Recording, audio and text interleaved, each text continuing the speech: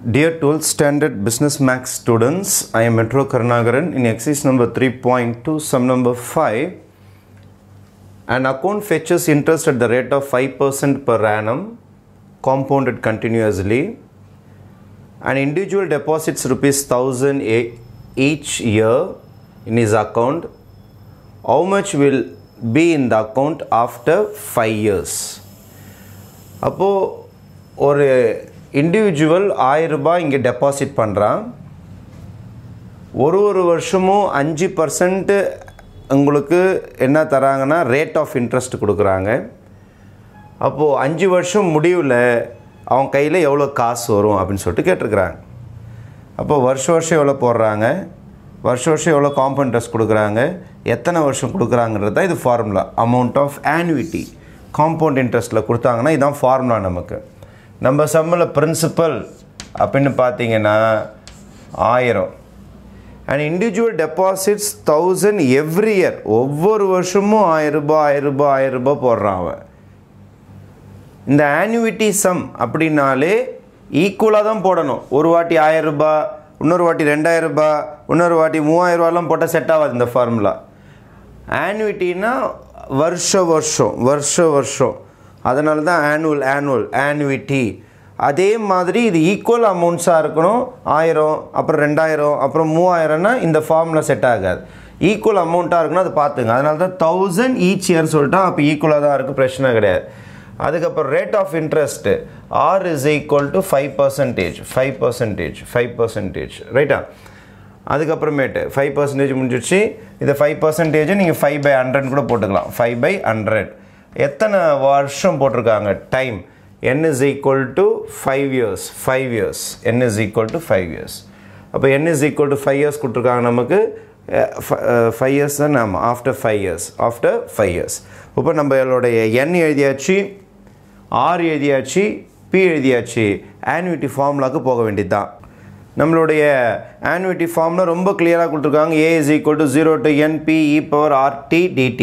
இதில் r வந்துருச்சு, n வந்துருச்சு, p வந்துருச்சு. t வரக்கூடாது, ஏன்னா t தான் உங்களுக்கு இன்டகிரேஷனுக்கான வேரியபிள்.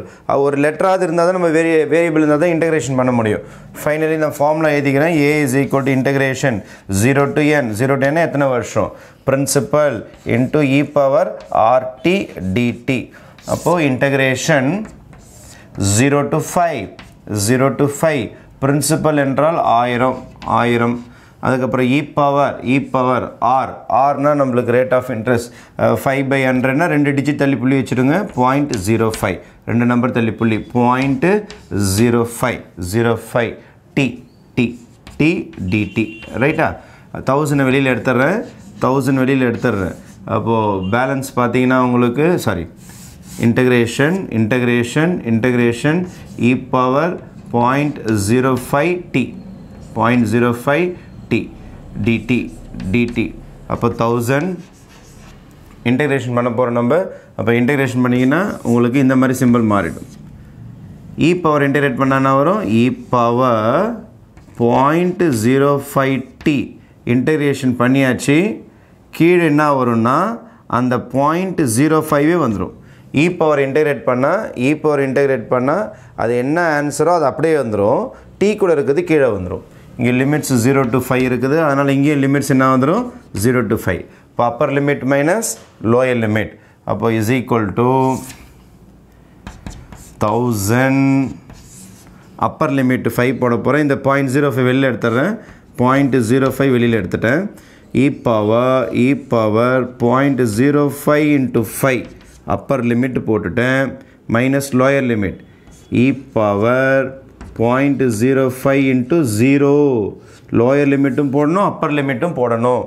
அப்பர் லிமிட் 5 போட்டாச்சு, மைனஸ் லோயர் லிமிட் 0வும் போடணும், மறந்துடாதீங்க. இது நமக்கு ஃபார்முலா, அதுக்கு சம்மந்தம் கிடையாது, ஃபார்முலா விட்டுருங்க. அப்போது 1000/0.05 இதை மல்டிப்ளை பண்ணிங்கன்னா e பவர் 5 25 0.25 ஆகிடும். 2 டெசிமல் புள்ளி தள்ளி வந்துடும். e பவர் 0 into anything 0 ஆகிடும். 0 into anything is 0. அதுக்கு அடுத்தது 1000/0.05 into e power 0.25 ஓட ஆன்சர் கொடுத்துருக்காங்க. 1.284 into e power 0 na 1, e power 0 na 1 minus 1, e power 0 na நமக்கு 1 minus 1. அதை subtract பண்ணி நம்ம 1000 மல்டிப்ளை பண்ண போகிறோம். கீழே பார்த்தீங்கன்னா ஒரு டெசிமல் இருக்குது, 2 டிஜிட் டெசிமல் இருக்குது. எப்போது டினாமினேட்டர் டெசிமலே இருக்கக்கூடாது. அதனால் மேலே கீழே 100 மல்டிப்ளை பண்ணிட்டீங்கன்னா 2 டிஜிட்டு போயிடும் உங்களுக்கு. அப்போது மேலே ஆல்ரெடி ஒரு 1000 இருக்குது. மேலேயும் கீழேயும் இந்த டெசிமல் பாயிண்ட்டை எடுக்கிறதுக்காக இந்த 0.5 இருக்குது, இந்த டெசிமல் எடுக்கிறதுக்காக ஒரு 100 மல்டிப்ளை பண்ணிங்க மேலேயும் கீழேயும். அப்போ இந்த 100 வந்ததுன்னா இந்த டெசிமல் பிளேஸ் 2 டிஜிட் போயிடும் உங்களுக்கு. 1.284 1 மைனஸ் பண்ணோம். அப்போது இந்த சில்லறை மட்டும் தான் வரும், 0.284 மட்டும்தான் வரும். ஏன்னா 1ல் 1 போயிடுச்சுன்னா உங்களுக்கு 0 ஆகிடும். 1.2 e power 0 1 மறந்துடாதீங்க, e power 0 is 1. இப்போ இந்த 100 மல்டிப்ளை பண்ண உடனே கீழே இருக்கிற டெசிமல் பிளேஸ் போயிட்டு உங்களுக்கு வெறும் என்ன வந்துடும்னா 5 வந்துடும். மேலே என்ன இருக்கும் உங்களுக்கு, இது ஒரு 1000 இது ஒரு 100 இருக்கும். அப்போது 1000 into 100 into 0.284 இந்த 3 டிஜிட் டெசிமலில் இந்த 3 0 எடுத்துரும். அப்போ ஆன்சர் வரும் 284 into 100 by 5 மட்டும் இருக்கும். 5 இது அடிக்கும்ல, 5 2s are 10 20 வாட்டி. அப்போ 2 மல்டிப்ளை பண்ணிங்கன்னா இது ஒரு 8 இது ஒரு 16 5 5680. அப்போ rupees 5680. இது 2 ஃபுல்லாக மல்டிப்ளை பண்ணிட்டேன் நான். அப்போ இது 8 ஆச்சு, இது 16 ஆச்சு, இது 5 5680 தான் உங்களுக்கு இதோடைய டோட்டல் அமௌண்ட். நீங்கள் போட்டுக்கிற காசு 1000 1000 1000 1000. அப்போது 5 வருஷம் போட்டிங்கன்னா 5000 ரூபாய் உங்கள் பேங்க்கில் சேர்ந்துருக்கும். அது இல்லாமல் கவர்மெண்ட்டில் கொடுக்குற வட்டியோடு சேர்த்தா உங்கள் கைக்கு எவ்வளோ காசு வரும்னா ப்ளஸ் ஒரு 680 ரூபா சேர்ந்து 5680 ரூபா நம்ம கைக்கு வரும். அப்போ பேங்க்கில் ஒரு காம்பவுண்ட் இன்ட்ரெஸ்ட் கண்டுபிடிக்கிறது, அதாவது வருஷம் காசு போட்டு காம்பவுண்ட் இன்ட்ரெஸ்ட்டோடு சேர்ந்து வர்றதுக்கு கூட இன்டெகிரேஷன் நமக்கு யூஸ் ஆகுது.